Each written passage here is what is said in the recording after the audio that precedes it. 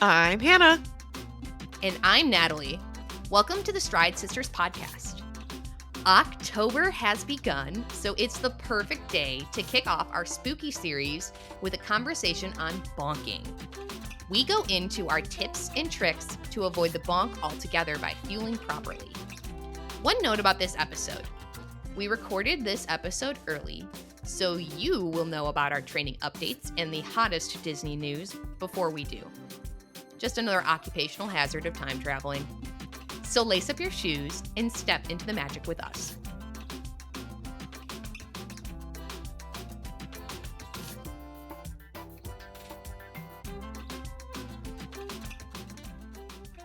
Bonking is scary. Scary business.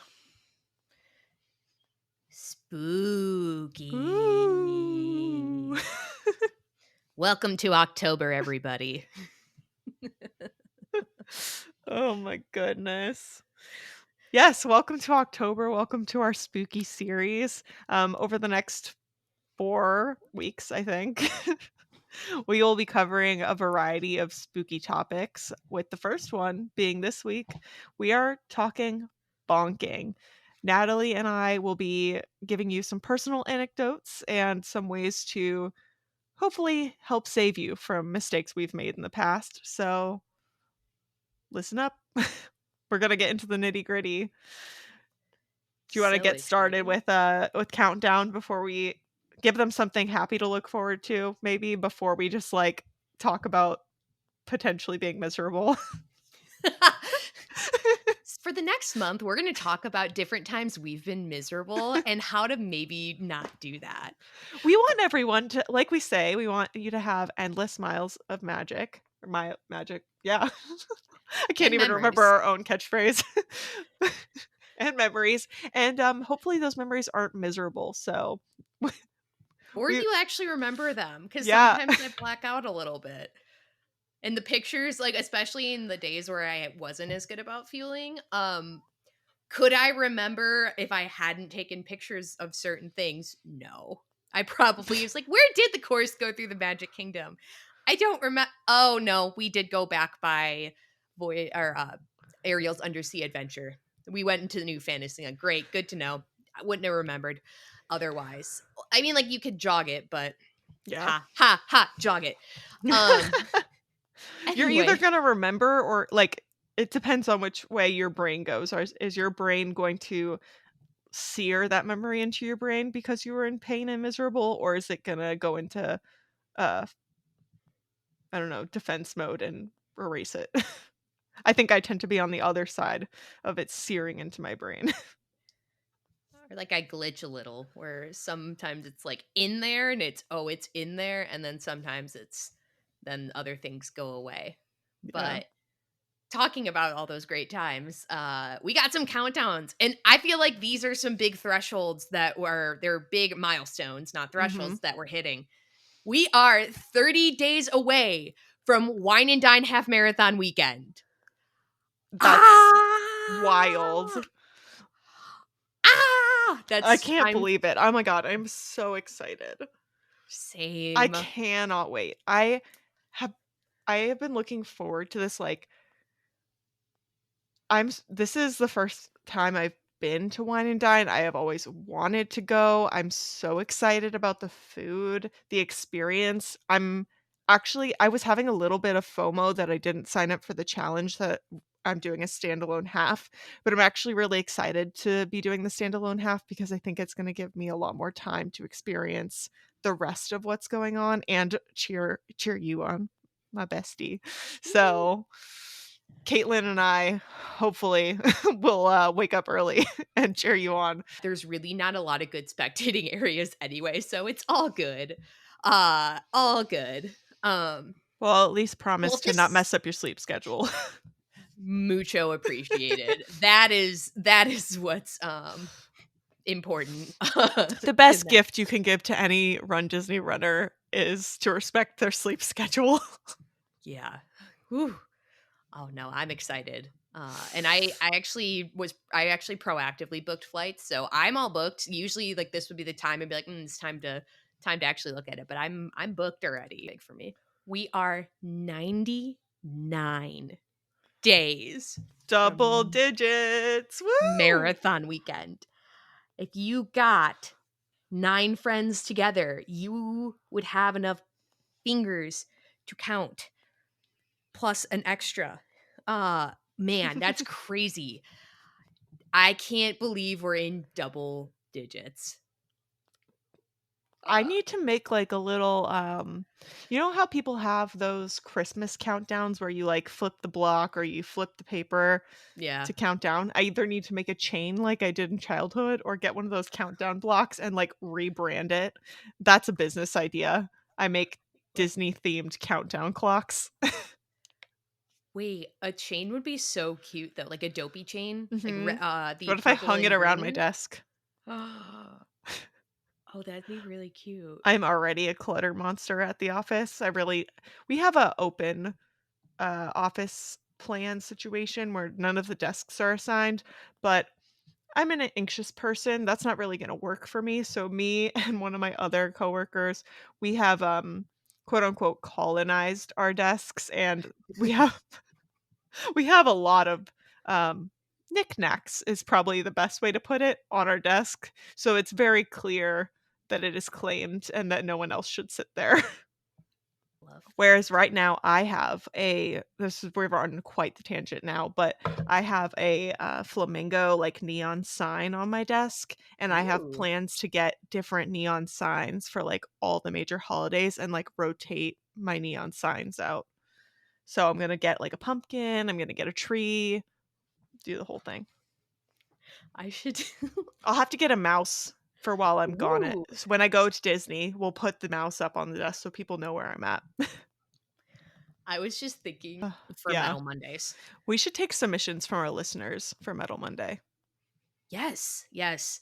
Because now I wanted the time because I was thinking about this last week. Like I wanted to let Disneyland half marathon friends have their moment in the sun, and not like be posting like from like springtime surprise 2022. Like here's my finish line photo. Like let people have their moment who just ran whatever. But I'm like now, especially we're in the spooky time, so I feel like pulling wine and dine photos from last year.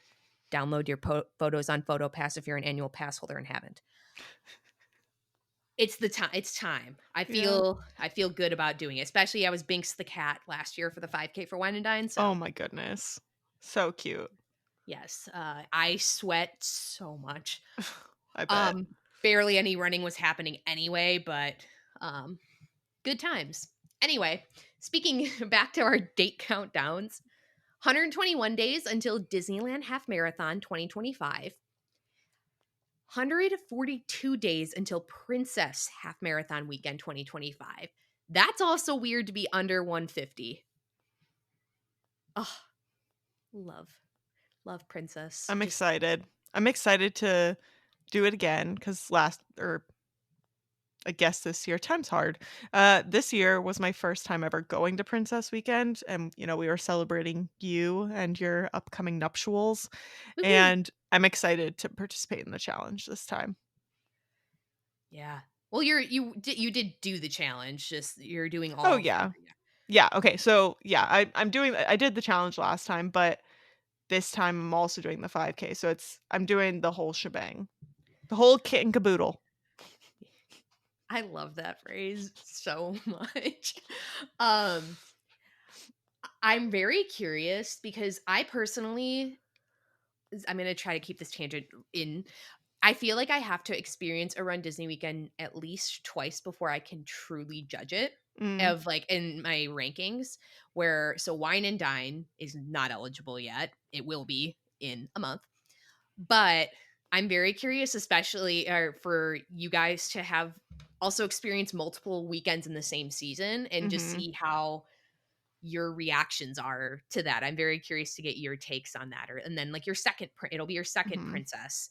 Um, This is why I'm so tempted to sign up for Springtime Surprise because I remember my very first Springtime Surprise, Clarissa Galloway getting up and like, during the 10 miler saying like, "This is the final race of the season. Congratulations to everyone." And like, "It's been amazing." All this, speech about it being the end. And I'm like, I'm doing everything except for the end. So I'm not going to get to hear that speech, but I don't know that that's enough reason. Listen, as somebody who is still tempted, still tempted. It is almost sad, and I remember leaving last time I did Springtime Surprise in 23, a little sad because I had gotten so used to seeing friends, Mhm. especially, that I was really sad. I'm like, "Oh, wow, we're not gonna get to do this again until the fall," and at that point, I would have already been signed up for Wine and Dine. The summer's a Uh, long stretch between it is, but races. it went fast. It went really quick. I mean, it's not like I had a gigantic 2 life events in the middle there that might have contributed to it going quickly of, getting married and closing on a house, but maybe. But even, like, most years I have well, since springtime came around, I had done springtime, did not do it in 24, so my season did end with Princess Mhm. until I did another half, but my Run Disney season ended with Princess, so it was a little it still feels like I almost was just there, Mhm. but in a good way. Not in a, "Oh, man, here we go again," but no, Mhm. definitely in a good way. It feels at it time is weird. Time is weird. One of the fastest years of my life for sure for, 2024 has been, again, in good ways. Mhm. Just absolutely crazy. But, oh, I can't wait for another I just the serotonin that enters my body, the stress that leaves it when I walk into the expo at Princess, it just hits different.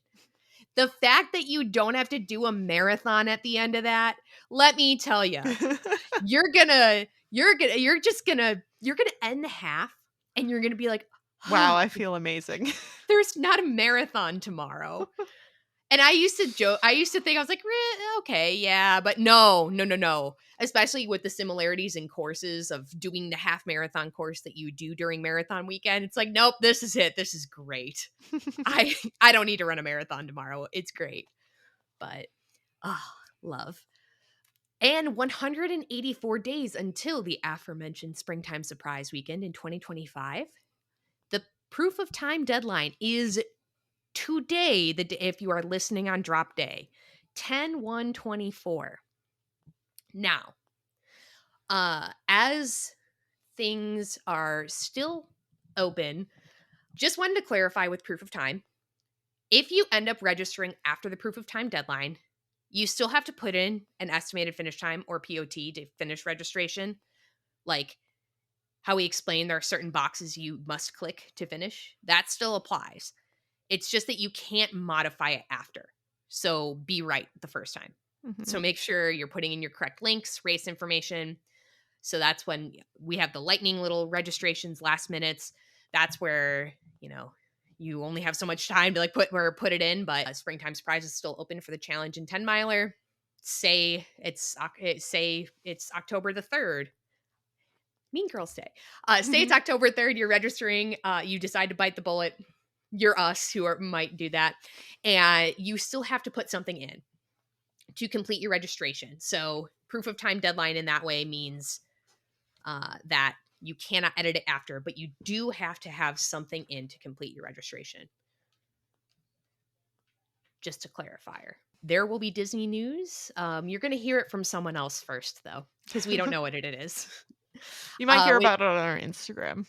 yeah. Check If there. we're speaking from 10 or from 9/22/24, so the actual official first day of fall. Hear your news from other places. Morning Monorail podcast is a good one. They always have a Disney news segment. Plug, plug. Plug, always plugging the friends. Hyperion Adventures, they usually cover some Disney news. Yeah, when their episodes. So get your news from those outlets or anyone that you like. Dun dun dun dun. And now it's time to get into the dreaded topic of Yes. bonking. Yes. Natalie and I are both having a visceral uncomfortable reaction just to the word. It does Yeah. not draw up positive memories. And if you have never experienced it, I am so very happy for you. Please listen and take this as your motivation to continue down that road and hopefully never have it happen to you. Gets My better. bonks, okay, I think Natalie should go first because my bonk is pretty extreme. It is not just about feeling bad. Um it goes with my marathon from last year and it's kind of lengthy. So I'm going to I think Natalie you should go first. Okay. So, Mine's not just a bad training run. yeah. I have had those though. Oh yeah, where you just feel like there's nothing there. You're moving backwards. I have been fortunate up until this point, and I am softly tapping on the wood desk because I'm knocking on wood, but I'm not gonna this is not an ASMR podcast. So luckily have not experienced a marathon bonk yet. However, when, as I sometimes say to my boss, when I was younger and dumber, meaning not that long ago, uh, I It's wasn't true as really. long as it's from yesterday or early literally at any time. It's always true. I was referring to like 9 months ago when I said that this week to my boss. I was like, well, I was younger and dumber then, so. Um, but when I was getting things started, like like I did not know what I was doing with fueling whatsoever. It was maybe like I would notice my fingers would start getting puffy. Oof. Uh, and I was like, wow, is that just something that happens when you run really far? Okay. And take always, my very first half marathon was in 2022, Princess Half.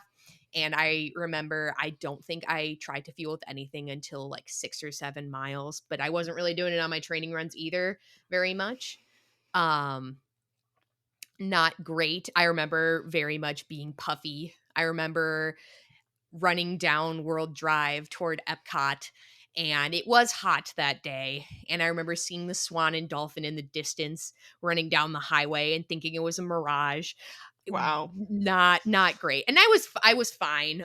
Some photo pass pictures that I got when I got back into the parks, I appear less fine. Uh where some of them were it was a very delayed reaction where, yeah, that was a meme between my husband and I for a while of some of those pictures. But I also wasn't wearing sunglasses. I didn't wear sunglasses when I ran at the time. You know, we've come a long way. Okay. And just the feeling, and like it's just being drained again, almost feeling like you're running backwards and feeling really drained of energy. I've had long runs where I've been like that. Training for my 2023-2024 season is when I really fine tuned feeling and got it down where I think is appropriate for me in the best way. But I just that feeling of just being sluggish, slow, not just slow, but like almost feeling like there's just nothing there, just the puffy fingers, which sometimes I do still get, but I pretty rarely get them now. And because I know I watch my sodium better now. All right, Hannah, give you the mic. So, my bonk story, I have many actually, because it took me a very long time for it to click why I was not feeling good on long runs. Um, I remember my very first long run ever that Ben and I did, where I think we ran like a 12-ish mile run when we were training for Chicago. We went through the whole run. Back then, I was barely taking on, like, I think maybe 30 grams an hour, which is, like, absolutely absurd.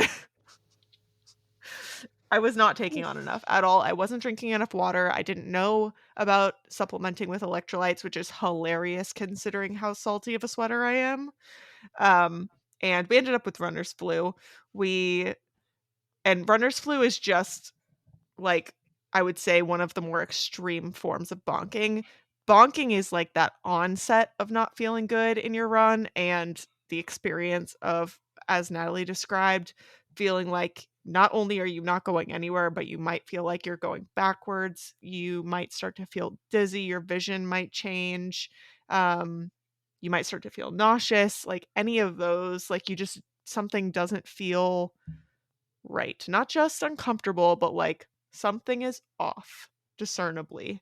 Um, but we got back from the run. We did not know about like post-run nutrition either.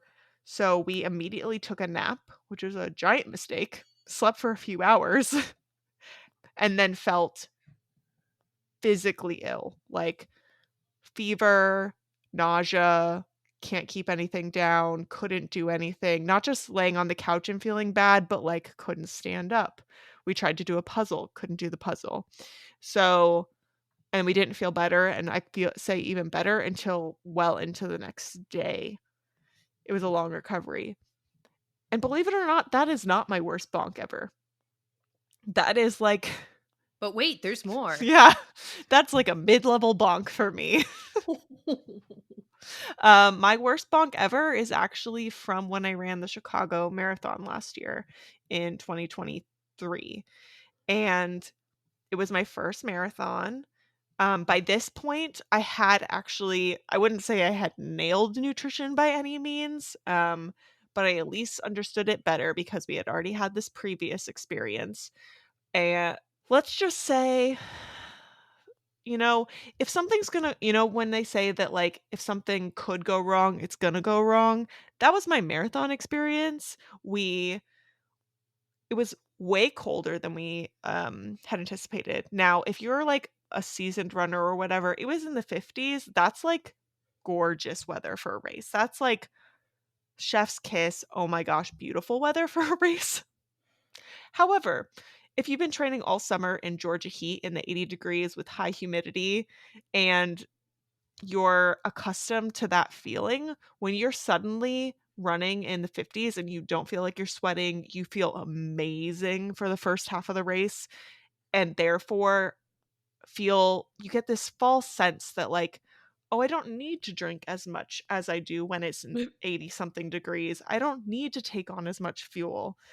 And we went out too fast because, like, the hype, right? That's what happens in a race. It's very easy to accidentally go out too fast just 'cause you're excited it's finally happening. The energy is just there. And we went out, we were running like 10 something, 11 something miles, which minute miles, which is like really fast for us considering my training runs for that. My long runs were like 13 and a half, 14-minute miles.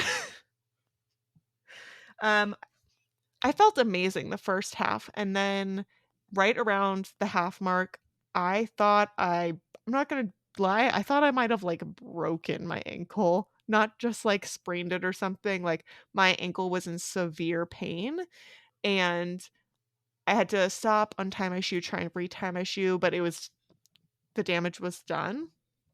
And from that point forward, the amount of pain I was experiencing completely derailed my nutrition and hydration plan for the rest of the race because when you're in pain like that, it makes it really hard to one, think clearly about what you're supposed to be doing. I was already behind because I had been going too hard and I hadn't been taking on the correct nutrition to begin with. And then because I was in pain and I was behind, I started to get nauseous while I was running. So then I was having a really hard time taking on plain old water, let alone the Gatorade that they supplied for the race, which I had never had before because it was sold out everywhere. I couldn't get my hands on the Gatorade Endurance formula that they used. It's like almost always sold out. It's very popular for races, and I think that's why. Um, that didn't sit well in my stomach. And then I'm not joking you, I think in the second half of that marathon, I might have had 2 packets of Honey Stinger chews in the entire second half, which Oh my my. marathon time was over 6.5 hours. I should have taken those 2 packets in, like, one of those hours probably. 1 packet Oh. of Honey Stinger chews is about 40 something grams, maybe 50 grams of carbs, because I think a serving is 24. So Yeah, we're sitting just around, it's not a full 2 servings in a packet, and I was in a lot of, it just kept going downhill basically is what I'm, so I hit the bonk hit well before the end, like, I was not feeling well, my ankle felt like it was, like, broken, but I was so determined to finish this race because I'm stubborn as heck. So I kept going. I remember we made it to the very last bathroom aid station of the race before the actual finish. So we had, I want to say, a little over a mile left. Ben needed to go to the bathroom because Ben actually was hydrating properly. He went to the bathroom twice. I went to the bathroom 0 times this entire race. If that tells you anything about how my hydration was going. And I remember standing next to a street lamp waiting for Ben to come out of the porta potties and not really knowing how long Ben had been in there. Like, not understanding time, like the concept of like how long had I really been waiting for him to come out, and trying to like get myself together. I felt, if you've ever been to college, if you're over the age of 21, or, Or if you under. were a college student, aka before the age of 21, and you've experienced the feeling of going to the bar bathroom and having a pep talk with yourself in the bar mirror about like, "It's okay, Hannah. You're fine. You're you can do this. Focus up." Like, having that pep talk with yourself before you need to, like, go find your friends or walk home or whatever it is. I felt like that. There was no mirror, but I was just standing on the street corner, waiting for Ben to come out of the bathrooms, having this pep talk with myself of like, "You only have a mile left. It doesn't matter how you feel. You just have to get this done. This is not a talk you should have." I was standing right next to the medical tent, and one of the medical staff came over and asked me if I was okay. And I lied to them point blank and told them, "Yes, I'm fine. I'm just waiting for my boyfriend to come out of the porta potties." Just like in the college bar Yep. when Just like in the college bar when someone asks if you're okay and if you need a ride. I was like, "Yep, fine. Don't be like me." Yeah. Do not do that. And we made it. We made it to the end, but we saw my parents right before the end, and I think this is why my parents have such a hard time understanding why I wanna do dopey, because they remember, honestly, I think it's kind of all they remember about that experience is the whole second half where I called my dad once and told him I didn't think I could do it. I was, like, crying, like, I called him from my Oh. watch. He came and found me from my geolocation of where I was on the course and, like, sort of ran on the sidewalk with me for a while and was like, "You can do this. You got this. What's wrong? What hurts?" All this stuff. They came and met us extra stops that they weren't planning on doing, and they saw me at like point 0.1 miles left. There's a spot where you can sort of see right before people go into the park. And I was crying. I was in a lot of pain. Ben and I weren't running at this point. We had stopped running a long time ago. We were walking. And all my parents remember is how much pain I was in. And we crossed the line. There's actually some really adorable photos. The photographers thought Ben and I were really cute because I asked Ben to hold my hand the rest of the way Oh, because I needed, goals. like, the support. Not Oh, not no. like I'm gonna Not fall goals. over, not that kind of support, but, like, the emotional support of, like, I couldn't believe I had done it. Now, was it healthy? Absolutely not. Um, but we did that. We did the saddest jog ever across the finish line because I wanted to say that I ran across the finish line. And you cross the line, we're immediately met. I think we got our medals first. They put the medals on us. And then the next like quote unquote station you go through was we got wrapped in Mylars. And I was like barely coherent. I remember telling the person that I was so cold, just turn me into a burrito. 'Cause, like, Oh. she was like, "Do you want me to try and, like, tie it aesthetically, so you can see the medal, so you can get your photo," like, that kinda thing. They're taking photos. I completely skipped that. I just wanted to be warm. I was already that cold, Oh. and I immediately went to the medical tent. I think they gave us, like, Gatorade and water and stuff at the finish line, although I don't really remember much, like, between getting wrapped as a burrito and actually arriving at the medical tent. I don't like you were saying earlier, like, I don't really remember how that went down. I just remember that I got there, Ben was with me, and I went to the medical tent because my ankle was in so much pain, not because I was, like, lacking coherence, and I tried to explain to them that I just thought I needed ice for my foot. And they were like, "Okay, well, we'll have someone come in and, like, look at your foot." And I was explaining to them, and they took me in, and they did, they gave me ice, they thought, "Oh, yeah, she just, like, strained something," or they were like, "Worst case scenario, the way you're just presenting the pain, you might have chipped Ugh, the cuboid or something in your ankle." It was yum. concerning.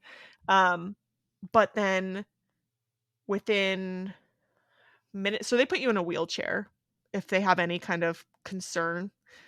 Since it was my foot, they wheeled me into the medical tent. They have an area for people that they think is like quick assessment, like basically triage. And they they have enough doctors there to like actually assess some, but it's not like a 1-to-1 ratio situation going on. They had What they do have is they have nurses, EMTs, other people with medical training that they match you up with to, like, observe you while you're in the tent unless you actually need, like, active care. So whoever it was who was assigned to me, I know that it was a woman, but, like, that's all I got. I have ice on my ankle. Uh, I remember suddenly it wasn't just that I didn't feel like, okay. Suddenly I couldn't get warm. At this point, I was no longer just in Mylar. I was in Mylar. They had wrapped me in a hot blanket and possibly another they had put multiple layers on me because they know you're gonna get cold fast if you're sitting post-race, Yeah. and I couldn't drink the Gatorade that they had for me, and I have ice on my foot, and I can't get warm. I started shivering, my teeth started chattering, and also very similar to one of the very first times I got drunk, my teeth started going numb. Ooh. Yeah. My face started to tingle and my teeth started to go numb, and it also reminded me of the time I got heat stroke. Oh my god. So, I turned to the person who's, like, watching me, and if you were ever a lifeguard, this is probably only something that comes out of someone who has, like, some form of, like, first aid/medical training. I turned to her and I said, "I'm going into shock, you need to get the doctor." And she looked at me like, "What the hell did you just say to me?" And she didn't get it out, and I just repeated myself. I'm like, "I'm going into shock, get the doctor. I do not feel okay." And, like, they came over pretty quickly, and he kneels down, asks me, he's like, "Hey, they told me that you're not feeling okay. What's wrong?" And I explain, like, "I'm going into shock. My face is tingling, my teeth are tingling, I can't get warm. My vision had blurred at this point, I couldn't really see." It was going downhill very, very fast, and he could see that, obviously. They had transferred me into, like, a regular chair at some point out of the wheelchair, so they had to put me back in the wheelchair, find my shoe that was now missing, Oh.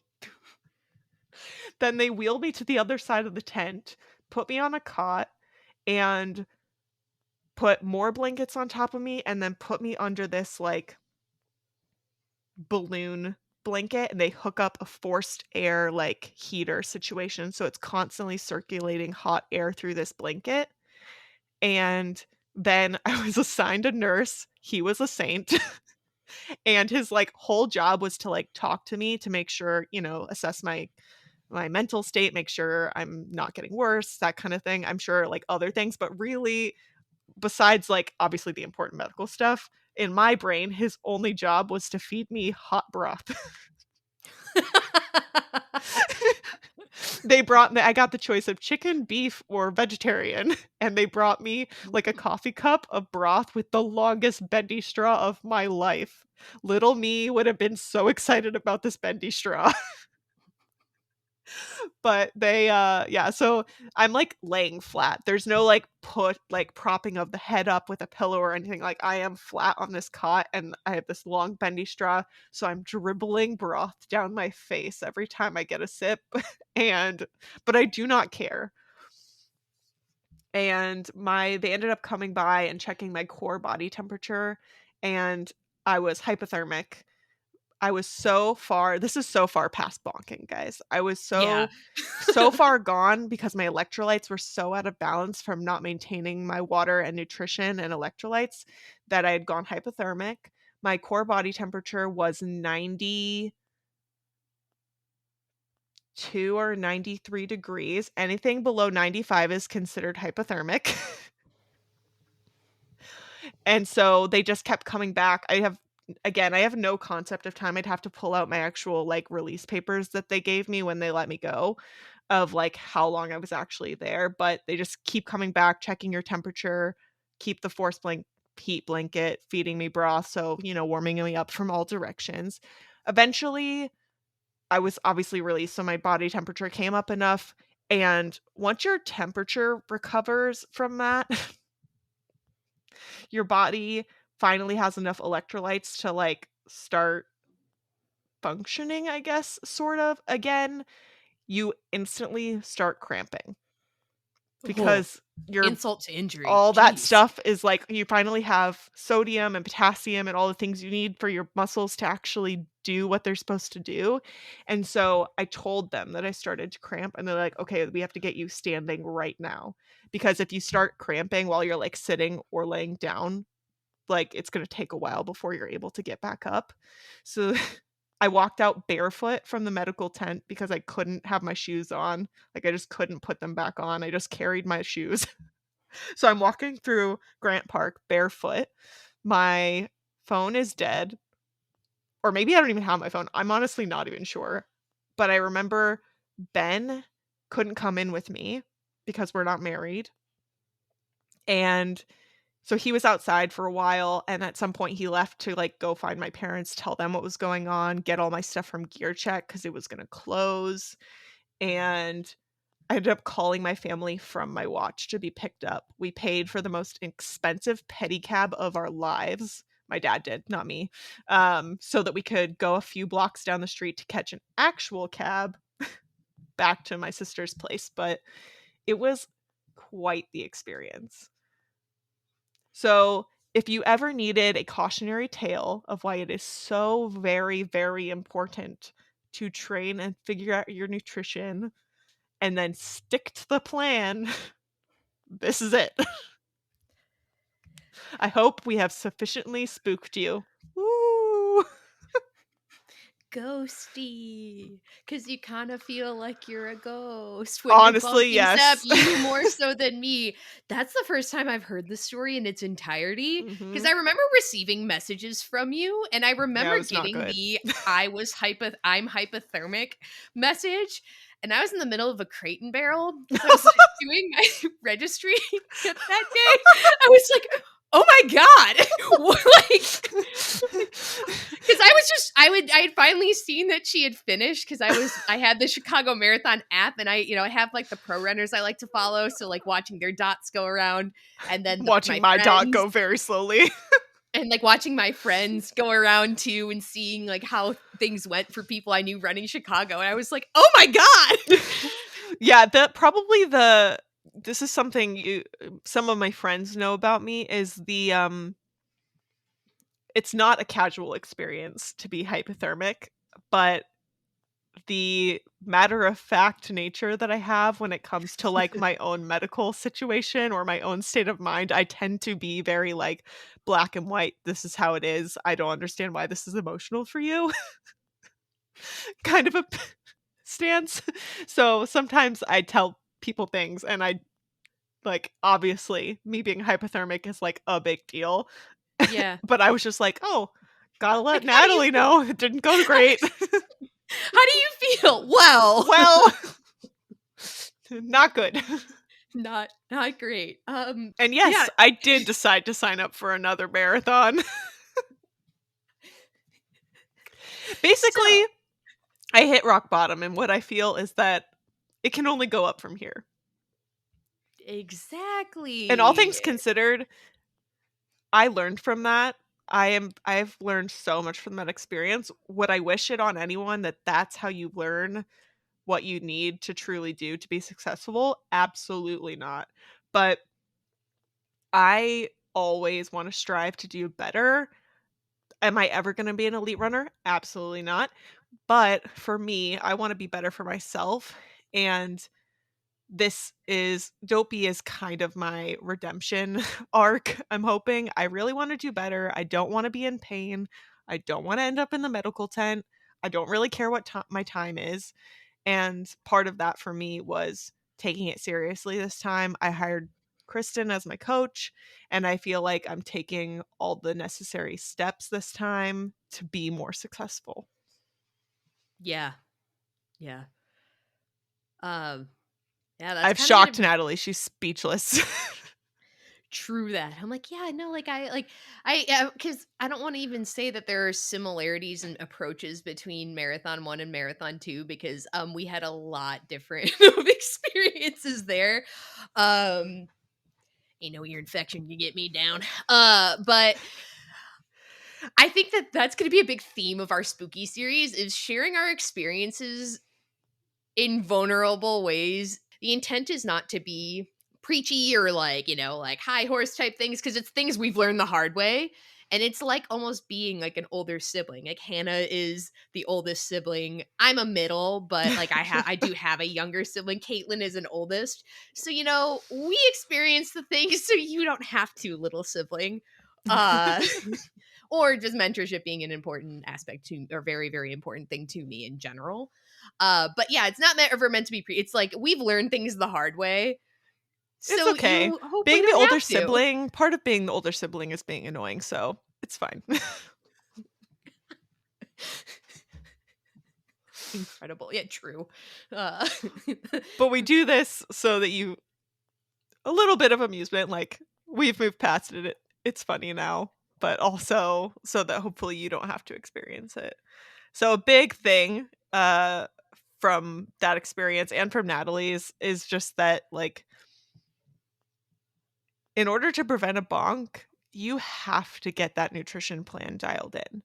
And the only way to do that is through trial and error for yourself. You can't a coach can guide you, but no one knows except you what truly is going to be the perfect mix and is going to work for you because like Natalie loves goo. I hate goo. Can't do it. Absolutely not. And if I just thought like I'm just going to do exactly what Natalie's going to do, that would not work out. yeah, I everyone has varying tolerances for things Mhm. too, and I have girl bossed too close to the sun lately, and especially caffeine. There's different gels that have caffeine in it. Everyone has varying tolerances for caffeine, and I have been erring on the side of a little too much caffeine. In our last week's episode, I talked about how I'm having a struggle with sleeping recently. So guess what? Taking too much caffeine and already having problems with sleeping is doing for me. Not good things. So I know that personally, that's something a takeaway from me from my 13-mile run going into 15 will be there is will be was time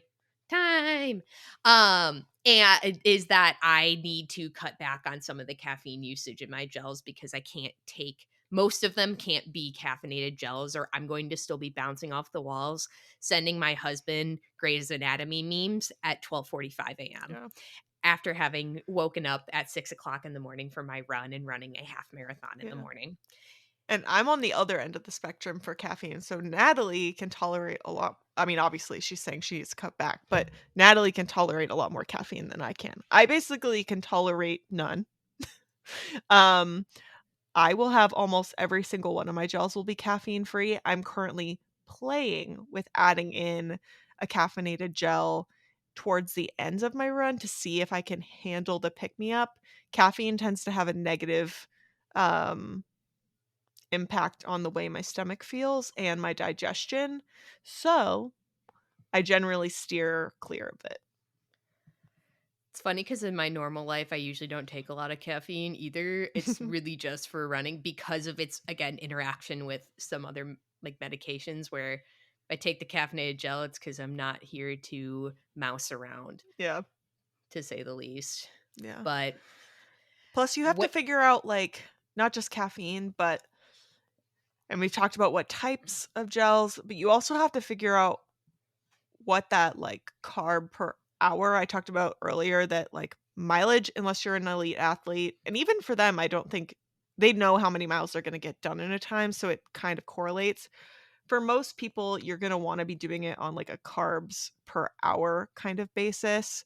Um, so you're gonna need to figure out what that number should be for you and whether or not you're a do all of that at once, so, like, once an hour take on fuel, or if you need to take it on in smaller chunks in varying time frames. So a lot of people 30 minutes is very popular. I currently do 30-minute blocks, although I'm playing around with doing actually every 20-minute blocks in order to fit enough carbs per hour in because to get high carb count products is kind of difficult for me in just the 2 per hour dosing.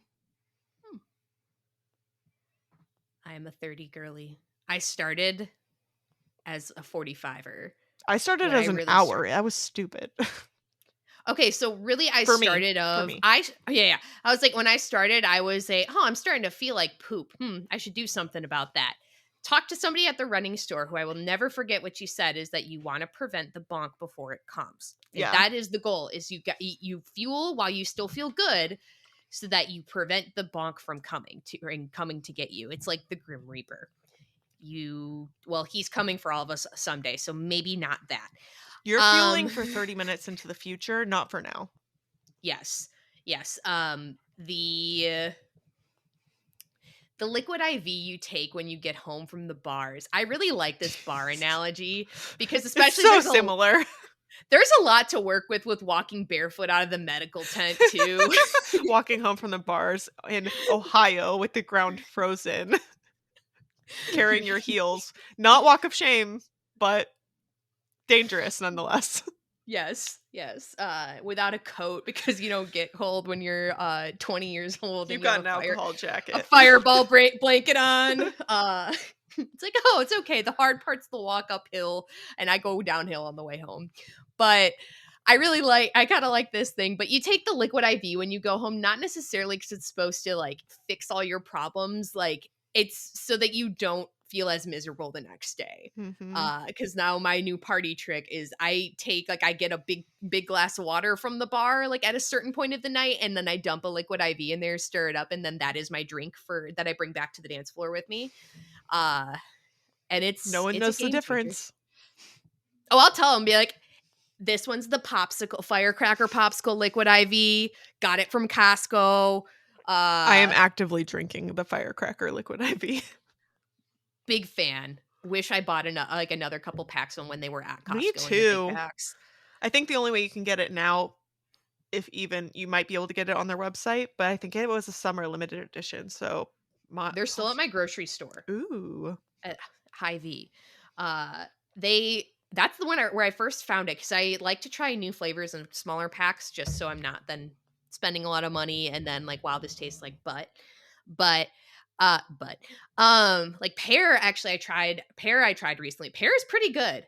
Not found at Costco, but pear is pretty good. I loved the cucumber mojito and pina colada pack they had at Costco, the mocktail edition. I need that to come back this fall. Need that. We Uh, asked our Costco rep about that the other day, about the mocktail flavors that they've had in the past, and they were not super confident in whether or not they were coming back to Costco, which made me a little bit sad, but they did also give us free, like, whole packets as samples instead of just the little ooh, cup to make up for it, so that was a pretty pleasant experience. win some, lose some. I don't see cucumber mojito listed on their website. Or last time I looked, it Oh, wasn't listed on the website no. anymore. But I am Delulu, and I have to hold out hope. for something of what I will be drinking this holiday season because it won't really be a lot of alcohol. Mhm. That's deep in like marathon sim season. So I mean, like I'm a special occasion drinker anyway these days. So like a wedding, a run Disney parking lot, a day at Animal Kingdom dedicated to wilderness explorers in my future and Nomad Lounge in my future. Look, But our definition of special occasion is unique. yeah, you know, um, a happy hour. There was a wild happy hour at work. What you want to part of what making sure you know like works for you and not something again. I'm not saying I'm a paranoid parrot, but and this is also like when I first had my first sipsies of alcohol. It was like really trying it on like a shorter occasion, right? Where I had like one beer and I was like, okay, I'm like, okay, whatever. Not gonna go beyond one beer because that's scary to me. I try to try a new fuel for the first time on a shorter run in case it does not agree with me.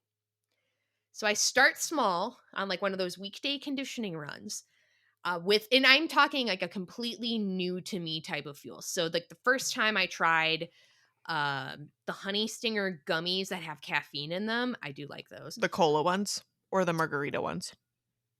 I like them both. They used to have this melon flavor. They used to have it at Target and it's I haven't seen it in I a think they got while. rid of that one. I did like that. I like the margarita one the best. But I will switch between that and the cola. That'll be like a good like I'll like split the packet in 3 just for like a little bit me. I don't really drink have a lot of caffeine. But like before like a run in the morning, but I like try to like meter it. Um but I will try something like that on a short run. My philosophy being that if I have to bail because something viscerally does not agree with my stomach, I will be really upsetty if I have to bail on a 15-mile run. I will be less upset if I have to just reschedule for like something that was 3 or 4, right? I can fit that back into my schedule. I'll drop a strength day. I'll go home, let my tummy hurt, be mad at myself, but know that I learned the lesson. I try to try everything like something that's if it's a new flavor of goo where I know goo and I get along, Mhm. I won't necessarily try that. I don't take the same philosophy. If it's a new flavor, I will because I'm a little superstitious, spooky about speed workouts sometimes, where that's something where maybe like a new flavor I will introduce on a speed workout. So one of those shorter run days, that's more that I want to teach my body when you're in pain because you're running hard, you want to make sure I'm going to make sure I'm not going to yak and yeti this cold brew goo right back up. That was perfect. Yeah, I think the only time I've really had a truly negative experience from nutrition was that time that I tried Spring. This is not me telling you you should not try Spring or if it's your favorite that you should stop having it. This is completely unique to everyone. But I almost yak and yetied on my run. I was at a public park. It was real close. It wasn't even that I'd eaten it and then it didn't sit well. Like I couldn't even get it down. It was a Oh, textural thing. Spring Energy is one of those like made of whole foods. It is like the texture this is how I will describe it. It's like applesauce and rice pudding had a baby. oh, Didn't love it. And so I'm not a Spring Energy gal. I am a I'm very loyal to the Honey Stinger brand. I like the chews, I like the gels, kind of the only gels I like so far, and Cliff. Cliff Blocks. those Big are fan of good. those. Honestly, I like the Cliff Blocks more now than I do the Honey Stinger ones purely because of the packaging. Yeah, I like the long sleeve Mhm. that they send in because they can sit in my hydration vest a little bit better. Yes, they pack so much better. There's no air, like excess air. I know a lot of people get around that by like pre-opening their packets either to allow the air out. If it's humid, that's not going to work very well. Or people will like empty a bunch of those packets into a Ziploc and then squeeze the air out of the Ziploc and just know how many is a serving. But that's not math I want to do on a run. It's a lot more proactive. So part of the reason I like a tube where they almost, if you haven't seen these before, you're like, what are you two talking about? Where it's the honey stingers come in something like your stereotypical fruit snack package. That's just the best way to describe them. The other ones, they are like almost stacked one on top of each other in like a line, like a little sleeve. Um, I really like that because I know like half the packet is, or at least I like the goo chews too. I don't ever usually find them in the sleeved version anymore. Usually it's the fruit snack version, which is sad because I really liked his. Oh man, I'm gonna expose myself again. Um, so sometimes I'll just only take half the packet, right? And I'll do a different gel because I like to experiment. Like, how does the goo chew sit with? Okay, it's usually probably going to sit well with a regular goo, but like if I'm trying that with then Tailwind, if I'm trying that with Morton, if I'm trying, so I like to try, mix and match a Mhm. little bit with my fueling. Um, and that's not where I'm exposing myself, but I will like frequently have just half of a packet of something in my vest. That's a surprise tool that'll help us later. Okay, sometimes I do underpack a gel. Again, still not exposing myself, so I'm just gonna let it happen. So I had a salted lime goo during the marathon at 2023 during Dopey, and I didn't take all of it, which I would never now. I'd just That's cork it down. wild. I could never eat part Um, of a gel. oh no, it gets worse. So I put it back in my vest, I'm and scared. when I got home, my first post marathon run, I, I took the rest of the gel. I took it out of my vest. You did not. I did. Ew! I know, that's so nasty. I took It's a it. miracle you didn't get sick. Please tell me that's not where this story is going. No, I was fine.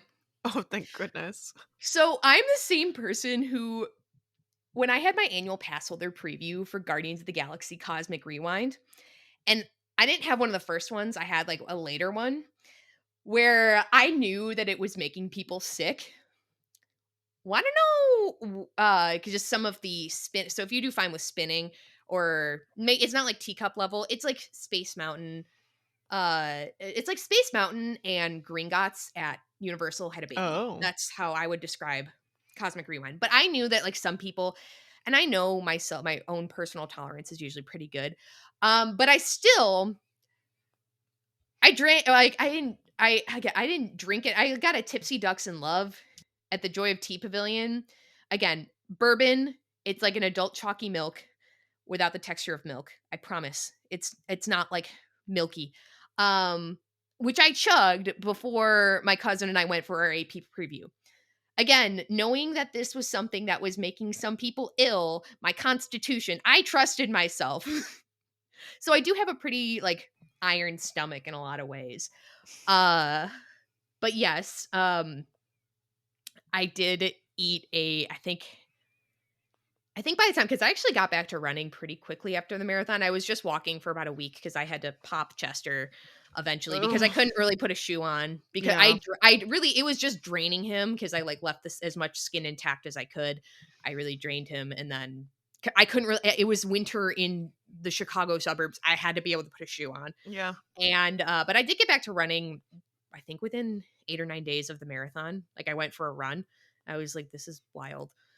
Um, and that one went pretty well. Like maybe it was like the superpowers that I got from my festering salted lime gel that Ugh. sat in my vest for that long. Is that bad that, like, you talking about this gel icks me out way more than talk of Chester? It's probably like the combo of like talking about a goo and like just like the things that little gel saw in my pocket. But yeah, no, I took it cuz I put an Instagram poll up of should I take what's left of this gel. Oh my gosh, I remember that. I definitely voted no. I think no is like no, you don't need marathon backwash today. Ew. I took it though. um but yeah, that's yum in terms of Yeah. the tummy stuff.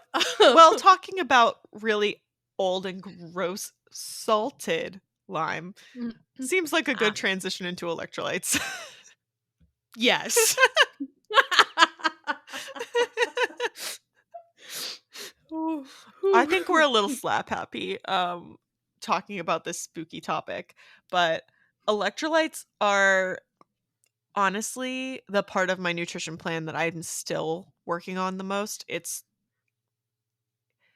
I feel like it's very difficult for me to figure out what the right amount is because I'm such a salty sweater. I honestly want to have myself tested to see just how much sodium and potassium and whatever else I actually lose, because I think that would be helpful. But there are a lot of options on the market for you if you are also working on figuring out your electrolyte intake. Currently, I'm a big fan of I like Liquid IV, there's also Element. Um, Basically every big running brand these days makes some kind of hydration powder mix now. Scratch has it. I don't know if Goo does. Noon. Tailwind, Noon. Um, there's a lot of them. I think If it is a brand, they probably make something. tapping into markets. I think Tailwind is more of a during Well, they make the like Tailwind that is like the endurance, prep. but they make like a specific Oh. hydration formula too. Ooh, I stand And they corrected. make a Ooh, I'll have to try that. recovery too if you want like a kind of like a protein powder shake situation. They also make one of those. It's chocolate and they have a vanilla as well. Something that you might want to do, so kind of back to the Run Disney aspect of things. Mhm. Powerade is what they will have on course for a half full or 10 miler. Mhm. You will not have that for a 5K or a 10K. You will have it for 10 mile, half full. So that might be something that you want to practice with, taking a Powerade with you, having that in your vest. If you're kind of again, if you're worried about how things are going to react with your stomach, I can say I remember after my first half, I never wanted to see a blue Powerade again because I had consumed so much of it Mhm. during the race. And now like it's fine, but I remember I was like by mile 11, the mountain berry blast was not a Mhm. blast going into my mouth. Yeah. Um Again, back to like your fireball where you have your story of like everyone has that one thing where like Mm. it hits different. But you want to make sure that leading up to that longer run or race, you're working and supplementing your electrolytes leading up, because by the Mhm. time you really are thirsty, feeling like down bad, like You're behind already. you're catching, you need to and you're gonna have a hard time catching up. You want to make sure you're going in and you're going to lose sodium electrolytes in your sweat. That's just going to happen. You want to mitigate things so that you are building up before you even start go or get out on your run. But that's just something to be cognizant of in those days leading up. Neither of us are nutritionists. We've talked about what we do in our day jobs, but I feel Dietitians, like we are not dietitians either. yes, no, we are not. But I did the PhD in TikTok. Just kidding. I'm the only one of us who's never done a tiki talkie. But no, I think just different things that I've read, heard, listened to Kristen, who does do this for a living. So seeking out the advice of professionals, and making sure that, especially again, we're transitioning into fall, hopefully cooler temperatures. So as temperatures start going down, making sure you're still very cognizant of your water intake. Again, I don't want to say don't be like Hannah, but like It's even okay. Don't though be like yeah, me. even if it is like that beautiful 50-degree day, make sure you're still, because you are still sweating. Like, don't wait till for just little salt crystals to appear on your face and go, "Ooh, I guess I was sweating." Um, Try not to wait until then. You will lose a lot of electrolytes when you sweat. And talking about lead up, I always notice when I don't feel well leading up to an effort, and that doesn't have to be a long run. And I don't just mean like I didn't eat anything before, because I personally do not believe in running fasted. I don't do it. Um, I personally believe that this doesn't have to suck the maximum amount to be a worthwhile thing to do. So, having something in my tummy, having some extra carbohydrates, having extra to fuel me along, help me recover well, I'm a happy camper. Mhm. I'm a happy camper. Don't let diet culture make you think that you are underdoing it. I don't know, like, just be cognizant that, like, honestly, our whole society is geared towards, like, heading you down the path of underdoing it rather than over. It is almost impossible to overdo it if you are training for a marathon. I always notice if I didn't feel particularly well the day before an effort, even if I had something that morning. I talked on last week's episode about how I know my speed workout was just meh or the week prior because I noticed that I didn't really on Monday I just wasn't super hungry. So I really didn't feel super well and that impacted my run the next day.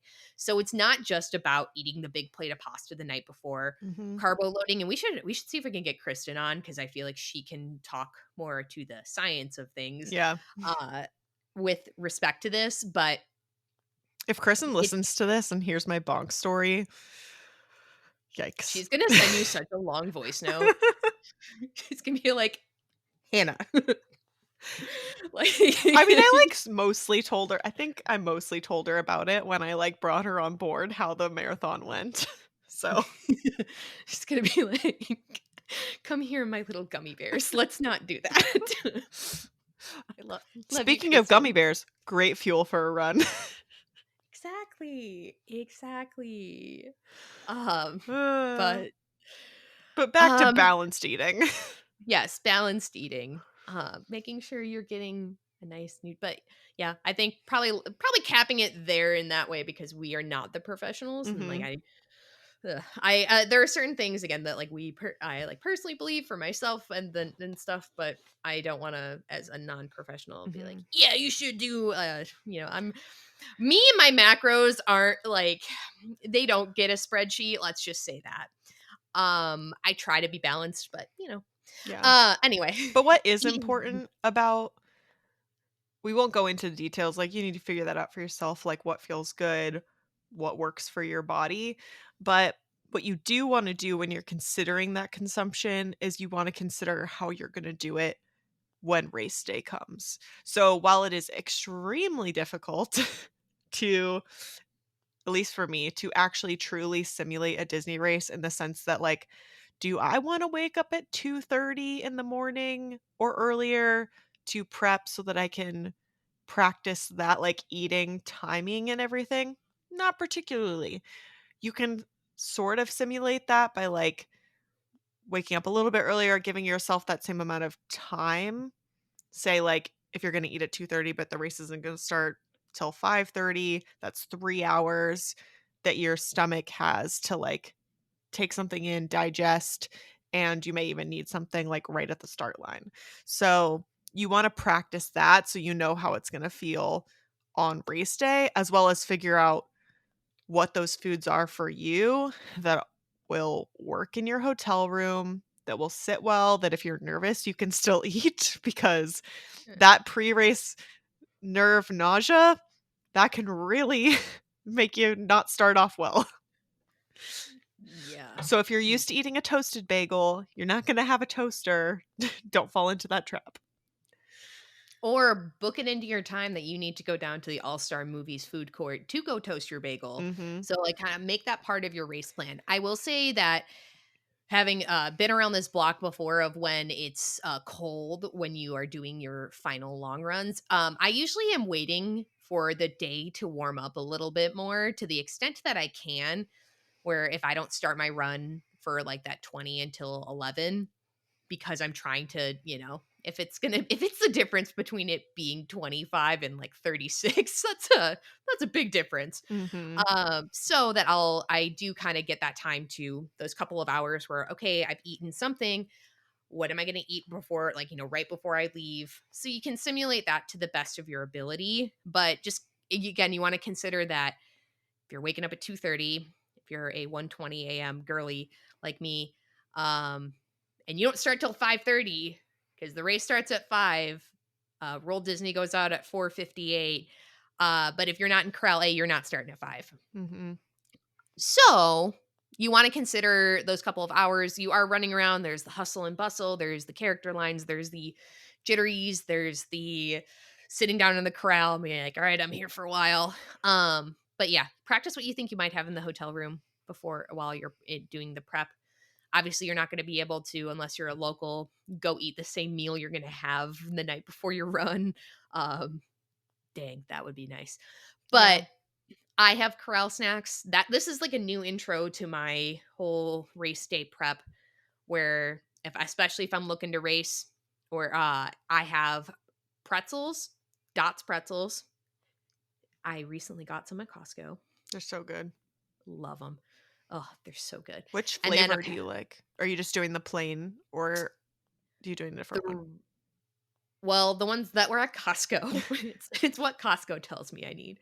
But the ones that were at Costco were the red ones, so the I don't know if it's just I I don't wanna call them plain because there's some Well, seasoning on them, but, like, they're plainest flavor. It's not the honey mustard, I love the honey the mustard oh, ones. yeah. But then I would be licking my fingers, which, The red ones are, like, mm, original seasoning, which is it's more than salt, but it's like deliciousness. yeah, it's just really good. You should try them. Big fan.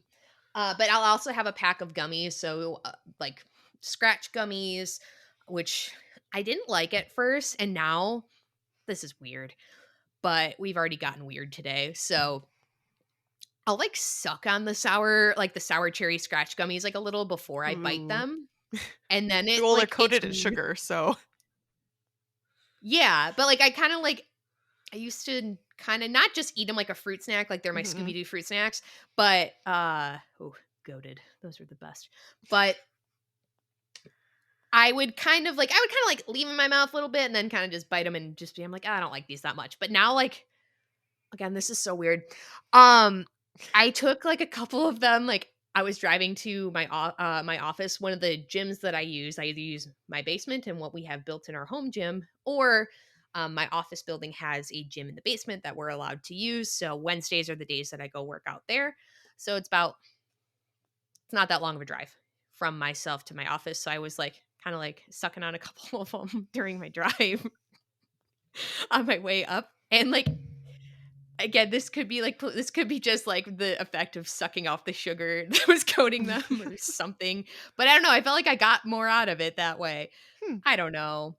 They are good, though, they pair really well, the sweet and salty combo, Mhm.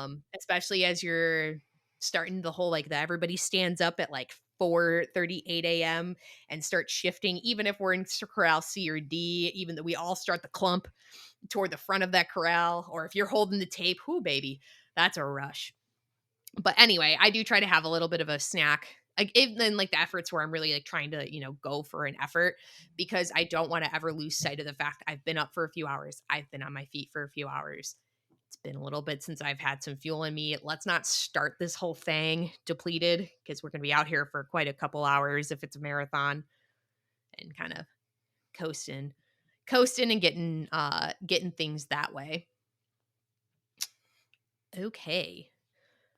It's like we're kinda going through the race. Yeah. So, we've heard Carissa and Pelkey say, 3, 2, 1, go. The fireworks are gone off. We're making our plan. We're out on the freeway. It all of a sudden is quiet. I think Carissa, was talking about how that moment of quiet, on, like, the course or some no, it has to have been, I think it was either them or it was maybe I was on Rise and Run, but they were talking about that moment of quiet before they send off the next group Mhm. where you're out on the freeway and it's just like you hear like the other runners breathe. It's like it's serenity, but also like, oh my God, we just started this. Ah, that just gave me chills thinking about. I'm so excited. But so getting ahead of the bonk, as we mentioned, you want to make sure you take the fuel before you start feeling like you're feeling like poop, to be frank. Um Hopefully, you never feel like puke. Sorry, not puke. I don't know. Hopefully, you never feel bad if you actually fuel appropriately. So that's the goal. Yeah, like, you're gonna feel, like, hungry, tired, whatever, like, that's gonna happen, like, we're not telling you that, like, if you take this backwash salted lime goo, it's going to make all your problems go away. We're not saying that. I'm not saying that, the caramel macchiato goo is going to, like, change your life. Well, actually, I don't that's a really good one. It's one that it's like it almost is like a caramel. It almost is like one like, it's like that might be a little bit of a stretch, but, like, I understand, especially when I was taking my gels this weekend, like, the texture thing where, like, yeah, some of these are a little bbit more of a different, but the caramel macchiato, that, like, she's smooth. I wish I liked goo just for the Yeah. flavor range. Yeah, because I'm even getting tired of some of the of my standards. Um, we both mentioned we're 30-minute girlies for fueling. Mhm. So started with 45 though, and then I That's what's on a lot slowly of the packets. So if you're like really new and you're just reading the directions on the back of the packet, just know that you don't have to follow those. Now, if they tell you to drink water with it, do follow that direction, but you can figure out the timing for yourself. yeah. Yeah. Don't end yourself in as Rise and Run calls it corral pee, which is corral porta potty. That's what happens if you don't drink some water with your gel. Um but you want to make sure you're kind of working within the recommendations. I know Kristen had said I remember she had commented on a couple. I think I'd seen some in her Facebook group or whatnot. Like, just try it every like 40 or like just try it every 35, just for me, just once, please. Or maybe it was like take a couple more. Mhm. And just kind of I slowly started working it back, and then 30 minutes became it's pretty easy to remember. Something I think that's specific to Disney, well, I would say is almost certainly specific to Disney races, is if you're stopping for a character, picture stop, etc., pay attention to your total time when you're planning for fuel. Mhm. So if you're in the Elvis Stitch line for 20 minutes, pay attention, and because you are probably going to pause your watch, most people do. Pay attention and make sure you account for that when you're fueling again. What I do I do a little lap so I know how long I was in line. Oh, smart. What I just did for the first time because I knew because my Fitbit slash my phone, um, Spazzed out. yeah, spazzed out. I'm hoping that by the time you guys are all hearing this, all of my problems have gone away because I've finally updated my phone to an iOS that wasn't 11 months old. But I'm fresh, I'm updated, I'm clean, baby. Anyway, but because I knew that my entire run wasn't going to be in one segment, if I did 30s, I would be shortchanging myself because I ran for about 12 minutes before my phone started spazzing. Mhm. And I noticed because like the seconds were pausing, so I just waited till I got to a mile, or I got a little over a mile because I made sure I ended on like an even number so that the math would be easier to do later, because of course.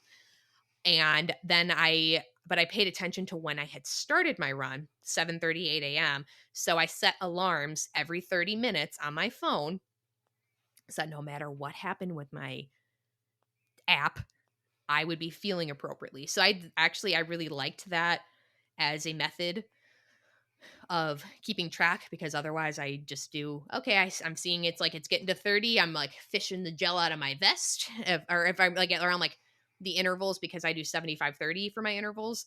I start fishing it out on the walk break prior to the walk break that Mhm. it's going to overlap, so that it's like she's hot and ready. She's ready, she's primed, because then sometimes if it's one where I can't rip off the top, or I'm just struggling to do it, I know these things about myself, Yeah. and it is what it is. I've added a new layer of complication to my fueling strategy, and that is that because I have Invisalign right now, I Ooh. can't actually I can leave them in for, like, a normal gel because it's soft enough, but for a gummy, they're a little too sticky and chewy Yeah. that I can't, so I actually have to start, like, 2 to 3 walk breaks ahead of when I need to fuel so that I can pop them out, put them in the tray holder, then the next one I can take it, and then I need a break to, like, rinse my mouth, and then I can put them back in. So It's a multi-step sequence to, like, fuel up right now. So, my See, marathon's gonna be fun. that's why we practice these things. That's Yeah. And why this if is you're also why I need hand sanitizer. True. Oh, yeah. Oh my god. So if you're listening to this and going, "I have not started doing any kind of fuel yet," and for training for a marathon, training for a half, training for a 10K, training for a 5K, honestly, n make sure, start thinking, about your stuff. I'd say especially if you're doing a multi-day challenge, and I'm definitely guilty of this myself, don't neglect fueling your shorter races. Mhm. I know, and we talked on the last episode of my absurd amount of gels that I packed for my coast to coast adventure.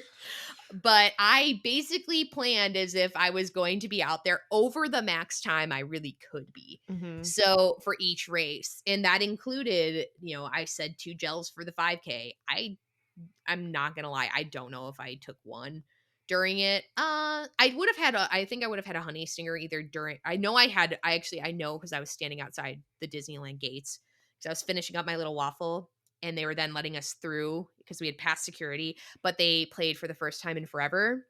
And because it was the very first Disney race Mhm. back at Disneyland. So they were like opening up the gates, playing for the first time in forever. And we all as a collective were freaking out. And I was like finishing my little waffle uh, so I could get up to my corral. But you want to make sure. I think I might have taken like a half packet of gummies, but make sure you don't neglect fueling the shorter races. Again, like it's could feel silly if you don't usually fuel on a 5K or when you run a 5K, but make sure, especially like you can't you don't want to make your life harder than you need to. The whole reason you're fueling on a short race like this now, if all you're doing is the 5K and that's not gonna take you an hour, then you don't have to worry about this, but if you're doing a challenge, so you're gonna run multiple, either the Goofy or the Dopey at marathon weekend, then the whole reason you're fueling these earlier races is because, sure, they're not your A race, maybe you're just walking them, maybe the effort is low, but by doing it at all at whatever pace, you are depleting those glycogen stores. And you probably just spent the entire previous week or few days carbing up. But what you're really trying to carb up for is that final race so you're ready. And if you let yourself start to get behind and not stay like neutral at this point, then you're basically peaking too early. You in for a bad time. Well, Yeah. not necessarily a bad time, but making things less optimal than they can be. So don't start taking from the honey pot before we need to take from the honey pot. Mhm. Just keep adding honey, like topping off your honey so that like You when should you still got a be nice banking pot. at this point. We are Yeah, depositing, not withdrawing. because we're not overdrawing our account. I was gonna try to go back to the bar um, The bar reference. allegory allegory for that. What is it? But You're yeah, you're eating food before you go to the bar. You're still eating food. Or this could be the responsible drinking analogy where you actually drink a cup of water for every drink you have. or at least even consume any water at all. Yeah. Like if I'm thinking back to college, like being a menace in college where I did my 21st birthday when I came home. I had already set up like the hangover helper station next to my bed, and I made sure there was already like a Gatorade, whatever, a water bottle, and I think I did like take another water bottle that I filled when I got home and like cradled it. It was good. It was all good though. I made sure I was up cleaning the floors at like 10 in the morning.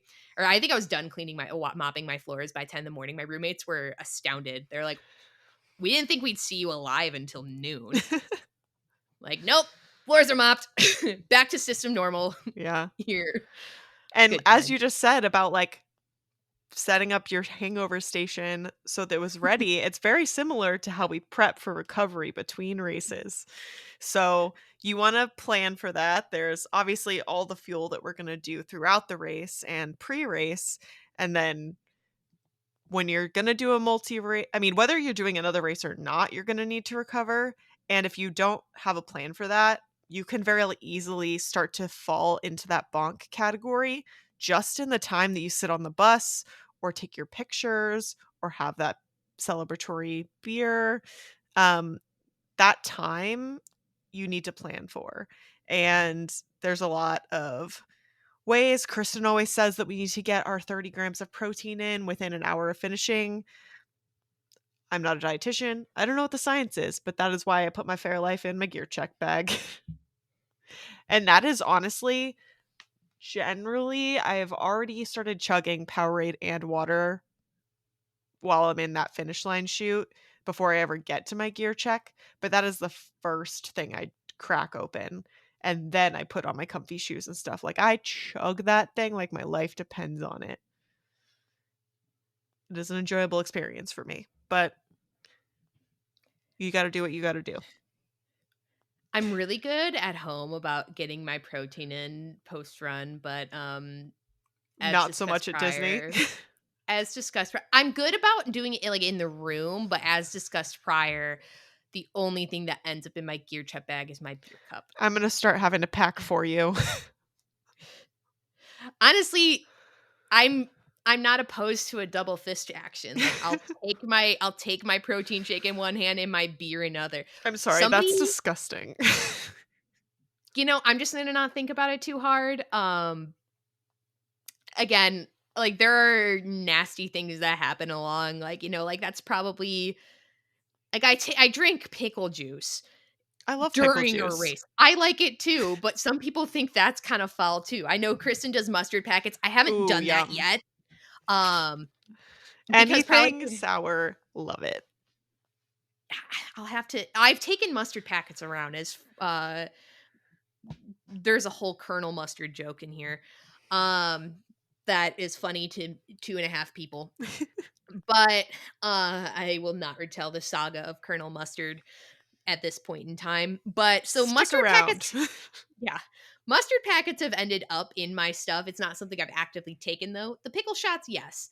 So I will start because it'll be something where I have the protein bars and the shakes in the room. Mhm. So like after, a few ciders deep, after I've like oh my god, it just reminded me of me post Princess Half this year, where I actually got to meet Kristen in person. Which but I went to go see her while she was cheering in the finisher shoot, and then we were on the same bus back to Saratoga Springs, and like I was not just in the pocket because I had just ripped a pretty big PR for myself, um, and I was a happy girly. She was like, "Oh, you seem really happy," as I'm like toddling to the back of the Bus. bus on the way back to Saratoga. That just reminded me of that. But Yep. And then yeah, along with your protein, you're also going to want to consume a lot of carbs. I have heard from some dietitians, again, this is what I've heard. I am not one, is that you are supposed to have like a 4-to-1 ratio. So if you're having 30 grams, then you're going to need like of protein, then you're going to need a lot of carbs. So do not feel guilty. Eat away. Just go ham.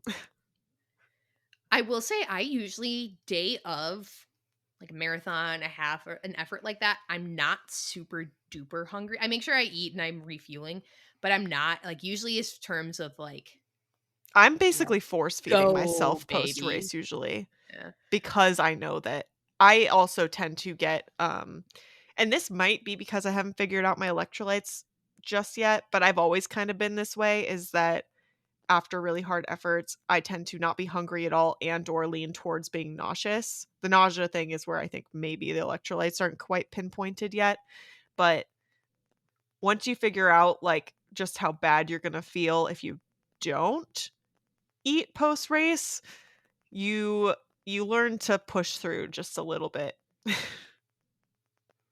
So having those soft like things on your tummy, if you like Yeah. applesauce or like pretzels Bananas. or stuff like that. Oh, the banana, she hits different. Because remember, we're talking primarily Run Disney. We got things to do the day after the Mhm. race.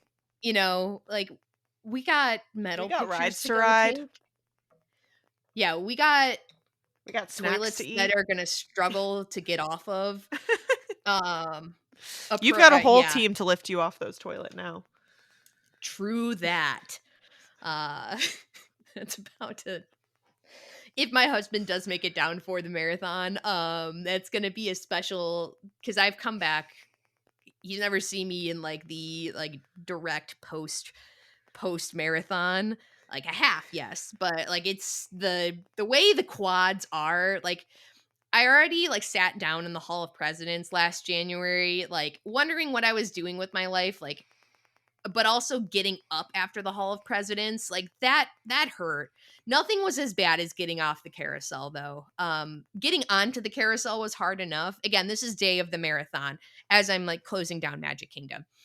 Like we I'm on a pony, this is so fun.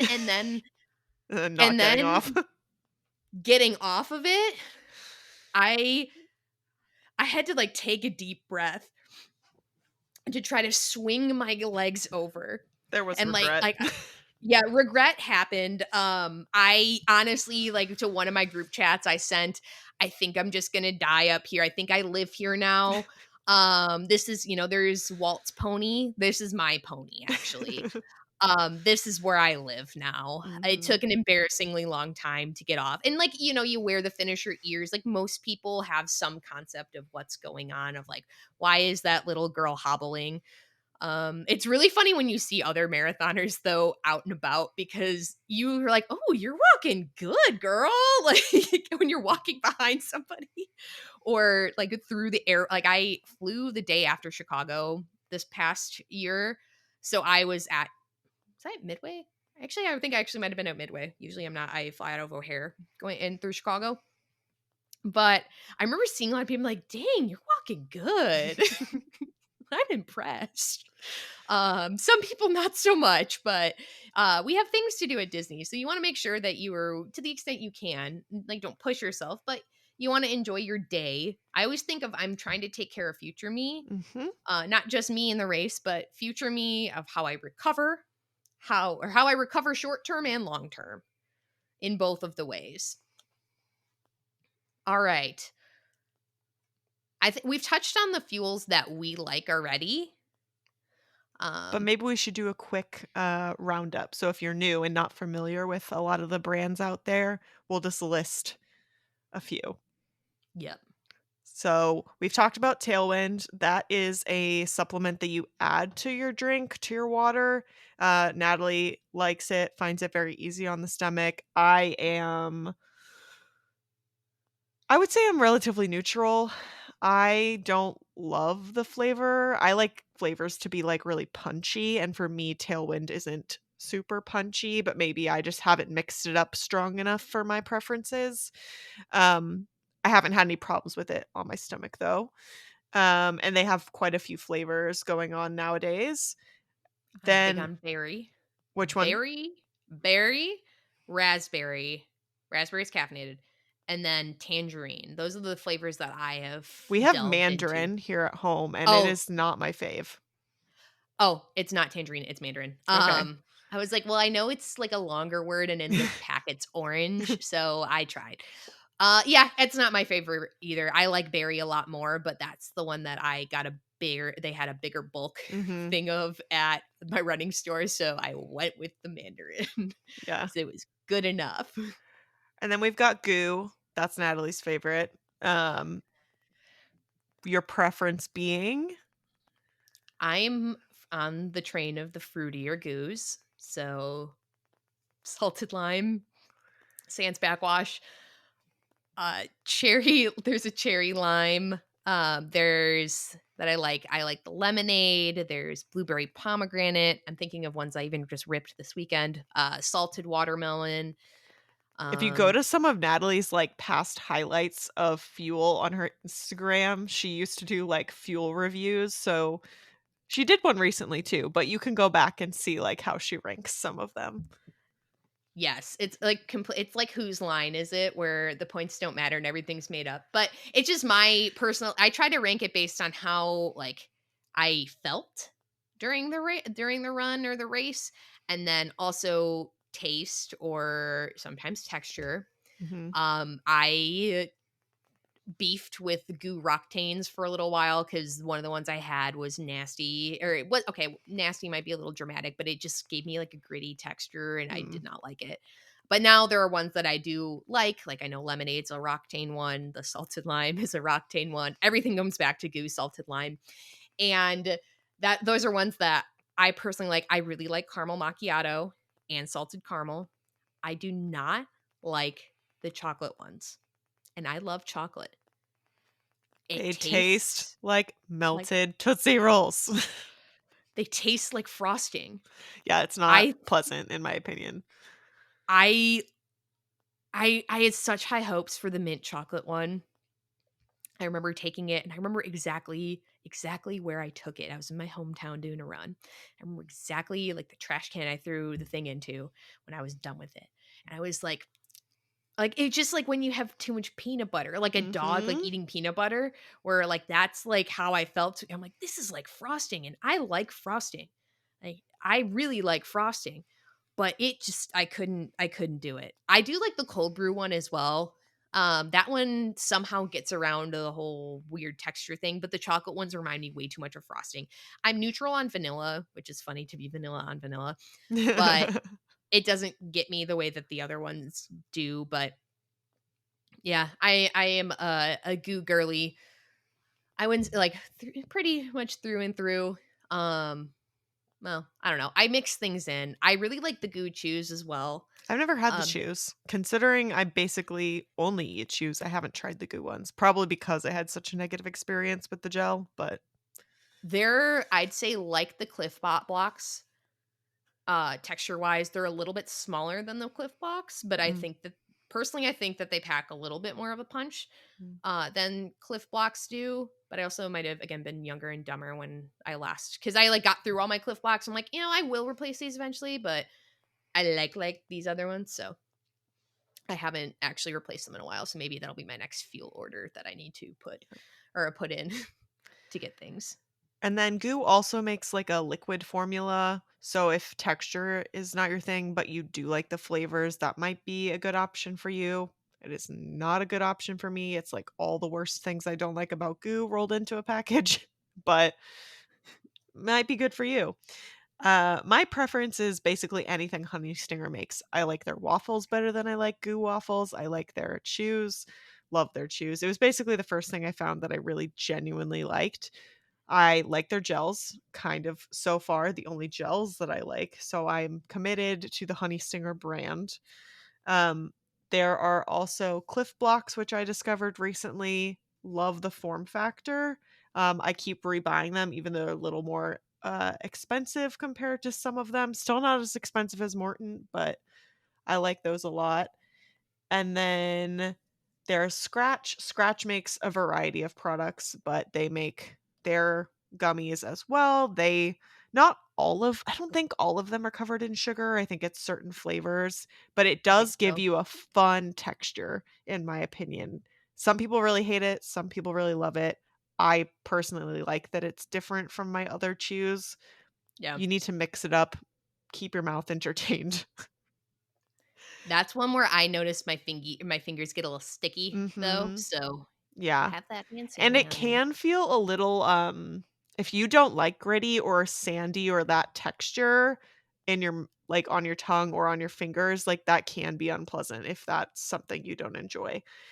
And then there's Morton. Morton is the one it's the only fuel I know of that you don't have to take water with, and Natalie has described it on past podcasts. I tried it for the first time this week because we picked some up at our local running store, and flavorless is accurate in the sense that it doesn't taste like raspberry, it doesn't taste like orange, like, it doesn't taste like something else, it literally just tastes like sugar jelly, and it's pretty pleasant. It's not jelly in the sense that it's, like, thick enough to become a gummy, but it's thick enough that you can, like, bite it.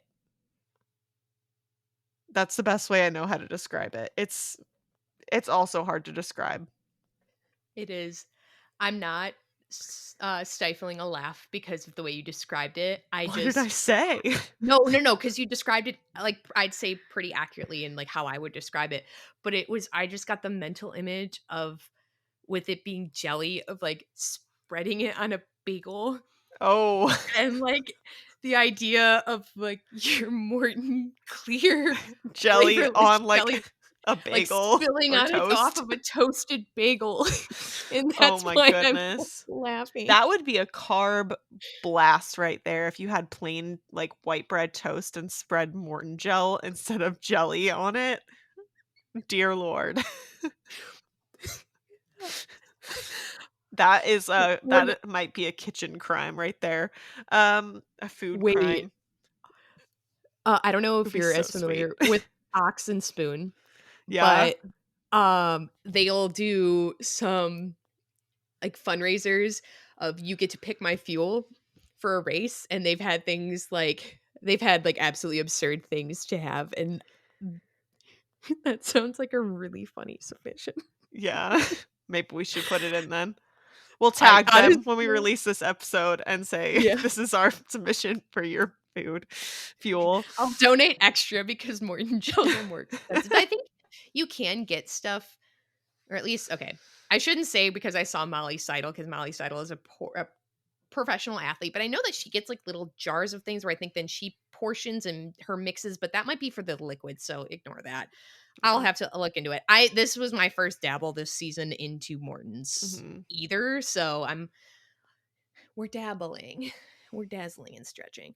Uh and stuff. Something else I have tried because I got it was a little while ago, or pro athletes will sometimes when you can or the one sponsored by UCAN will do a hey, like you all you have to do is pay shipping and you can get a sample pack for Mhm. free.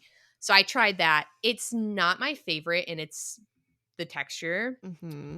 I think some flavors are better than others. I think pineapple pineapple is the best one that I've tried. I've tried pineapple, strawberry, banana, and orange. And I think orange was one I hated. It wasn't pineapple. Because pineapple, I could at least like kind of trick myself into thinking it was sat in a car next to Dole Whip. Oh. And or maybe it was like the last dribbles of your Dole Whip after you've eaten it, or like what's left in the But bottom of the cup. But at least like it makes me laugh and makes me not think about it. I think that that's one that you don't have to drink water with. I always did because again, I didn't love the texture of it. Mhm. It was like kind of went down a little gritty from what I remembered. But I s- I it's not my favorite. It still does work. It is a different type. I know that the source of the carbohydrates, and I wish I had a packet to look at, but since it's not my favorite, I don't tend to buy it. If it's like deeply discounted, maybe, but or I can get just pineapple, great. But I think there's something different about the carbohydrates in it where I think that something about how they are a little bit quicker acting, Mm. or I don't know. I'll need to fact check myself, but uh Yeah. just add that to the list of things rolling through my brain right now. And then huma, I'm not really sure how you're supposed to pronounce it, is also, one that I've seen a lot. I saw so many pack of like, empty packets on the ground during Chicago. And I think it's growing in popularity because the plus version is one of the highest,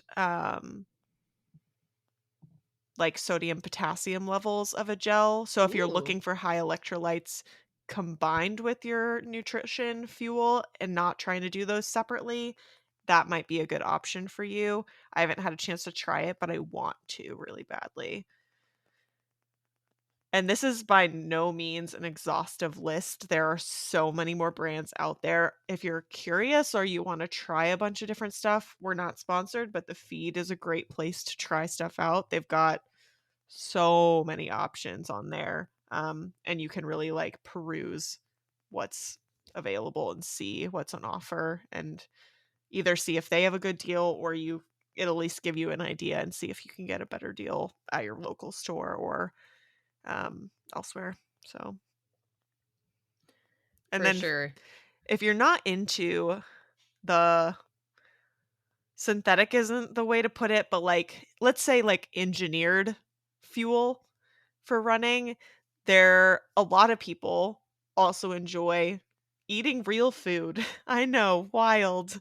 This is a much more common once you start falling into the like ultra territory, I think, because you just, like, can once you get into running for that long, your body genuinely, I don't think, can function on just purely running fuel. You won't have enough to, like, sustain yourself, but there's a lot of things different people try, and also for some people, like, that just sits better in their stomach than some of these, um, engineered options. So, I think Natalie has tried a lot more of the real food options than I have. I have not really. I usually have the real food in, like, the corral or post race, not so much while I'm actively running. Yeah, I have experimented a little bit more with this because especially as the runs get really long for training, and that's where I really started integrating different things because then also it's not lost on us like expense of things. So something that might also be a little bit more budget friendly is getting a gigantic pack of fruit snacks from Costco. We are not sponsored by Costco, but baby, I'm ready. But different real food fruit snacks, are a great option. Swedish fish, other candies like non-melty ones. Mhm. If you're from, I like, the UK, I think they're called, oh, shoot, what are they called? They look kinda like Sour Patch Kids, they're not Sour Patch Kids. Something babies. Now I'm upset with myself that I can't remember, but someone will mm, know what I'm talking about. yes, they're like three like European, a couple of downloaders. Um, but yeah, things that don't melt, especially. Like Sour Patch Kids, honestly, are a good option. I experimented a little bit with that with this weekend, where it was more of a not my primary like 30-minute fuel. It Mhm. was my just kind of going through, or we are going through it at the moment, and I need something just a little something to take off the edge. The Sour Patch watermelon. It just also just kind of helps, especially like if there are kind of texture things, getting things down or things that don't have the best aftertaste, but you still like. That's a good option to pair. I talk about skipping ahead. One thing is that pickle shots, new adopter to the pickle shots. I took a pickle shot before I even left yesterday on my run. I felt Ooh. really proud of being proactive because I have a big bottle of it, like something like if you bought lemon juice from the grocery store, where like that size, that's the size bottle of pickle juice I have, which is not coming in my hydration vest with me. Mhm. I also, because then the little ones that can fit in my vest, in my pouch, those I save for obviously like a longer effort. I was very excited to see the big or to get the bigger quantity of it. So I just, took a swig before I left. That's something I try to pair with a specific goo. I try to do a little sweet salty combo. So my salted lime, not that one, but I will pair a salted lime with it with the pickle shot. I don't really feel like they have a bad aftertaste, but just so that I'm not tasting pickles and like thinking of like McDonald's or something for or like pickles on a cheeseburger for the next or a sandwich for the next period of time. Pretzels and Cheez-Its, I find the biggest benefit to this is like that sodium replacement because there's literally salt on there. Mhm. Um, Sometimes I know there's like just like a texture thing, so that might be more of a like I'm gonna walk for a good portion of this mile, so I'm gonna hoard my little Cheez Its down now. I will say salt sticks also help with sodium replacement. They taste like sweet Um, tarts. I'm a big yeah, fan. I was afraid that I wouldn't like them or that I would need to go to the, they make capsules too, so if you don't like chewing them or having that in your mouth and you just wanna swallow it, you can do that too, but I do actually enjoy them quite a lot. I thought that they were gonna be like a legitimate. Like piece of salt? Yeah, that's what I thought too. And I saw flavors on them. I'm like, "All right, is this like a flavor or is this like a LaCroix flavor?" And I say this as somebody who likes LaCroix, where like I sat in the car next to a truck of limes, and that's the flavor of lime LaCroix. That one I don't like, Mhm. clearly. But no, I like them quite a bit. So those help. They're not like fuel. I made that mistake, I think one of my longer runs last fall, I think it was either 12 and a half or 14 when I was Mhm. prepping for Wine and Dine, where that was my 30-minute. I didn't I didn't look very closely at the carbohydrate content. So I just took that and I was like, huh, I don't feel like I feel somewhat better, but I don't feel better. Yeah, But that was the last fuel that I did before the end of the run, yeah. so I And kind of the serving feel it. size on those things, not from a fueling perspective, literally just for your electrolytes, is 2 tabs is a serving. However, that is only like 100 milligrams of sodium or something. And I'm pretty sure I remember, again, we'll have to check, but Kristen, one, she puts together some like recommendations around race weekends.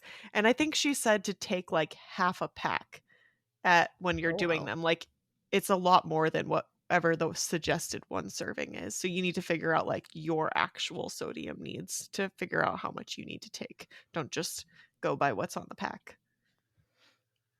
For sure. Another one is applesauce pouches. I Never for me. it's Absolutely been not. a long time since I've actually tried to use this as a fuel, like, in the moment. That's something where might be, like, a corral snacky for me or, like, an after that I know is gonna be soft on the tummy. I think that I think it's just more that I've personally phased it out, but it's nice because that's just sugar from fruit and whatnot. I think the biggest thing to I know some people swear by Uncrustables too. Oh, I should try that. I love Uncrustables. Oh, That's going same. in my gear check from now on. So, okay, maybe this is weird, maybe it's not, but I prefer a more frozen So Uncrustable, does Ben. like like, I can pop that baby out of the freezer and, like, maybe I'll, like, rub it in my hands a little to warm it up, but then that's how I prefer to eat it. So when I had it at mile 12, the 23 miler, Were you sad? last it wasn't that I was sad, it was that I wasn't really I because well, I mean, I would eat them, like, every so often if I really had absolutely no desire to pack a lunch and we had Uncrustables in the freezer, that was part of my lunch because it just popped right in there.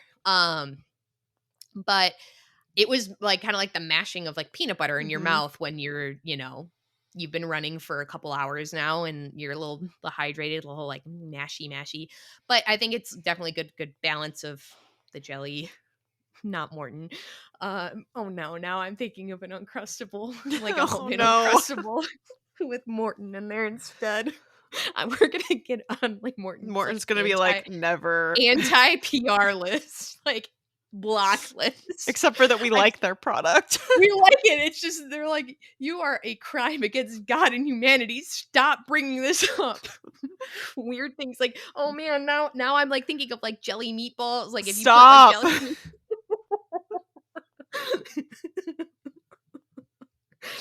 All hate mail can be directed to Write in and let us know what you think the craziest combo of what we could put Morton gel on. Does it go on pizza? Oh, Is it no. the new pineapple? Is it the All new hate mail ranch? can be all hate mail can be directed to Natalie Boyle O'Malley.